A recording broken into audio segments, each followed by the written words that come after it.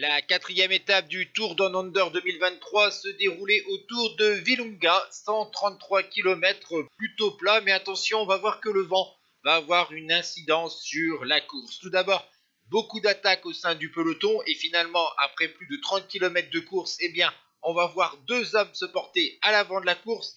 Il y a un coureur de la formation EF EasyPost, c'est le grand allemand Jonas Rutsch, et le coureur de la formation Israël Première Tech, Dari Limpe. Honoré lui va en profiter aujourd'hui pour conforter son maillot de la montagne en passant premier de la deuxième ascension et troisième de la première, tandis que les deux hommes de tête ont eu jusqu'à 4 minutes d'avance, même un peu plus, sur un peloton qui va reprendre les deux hommes de tête à 60 km de l'arrivée, puisque le vent va rendre très nerveux ce peloton, ça va rouler très vite. Lors du deuxième sprint intermédiaire, c'est Hugo Page qui va prendre le maximum de bonification, et vous voyez un maillot du team Jayco Alula, puisque Simon Yates a pris une seconde de bonification. Lui qui était troisième, il remonte dans le même temps que Pello Bilbao. Et finalement, on va assister à un sprint en faux plat montant, et le plus rapide, et largement, c'est Brian Cocard, le coureur de la formation Cofidis, qui décroche sa première victoire en World Tour. C'est la deuxième victoire française de l'histoire du Tour Down Under. Il devance Alberto Bettiol, Hugo Page, Paul Benoît